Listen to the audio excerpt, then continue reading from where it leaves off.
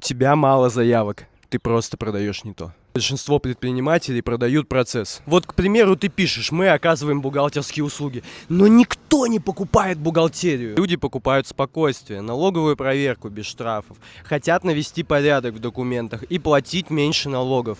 Продавай результат, который получает клиент. Пока ты продаешь процесс, тебя сравнивают по цене. Как только ты начинаешь продавать результат, маркетинг начинает работать эффективней. Напиши слово решение, я пришлю тебе 50 заголовков, которые ты можешь использовать в своем бизнесе.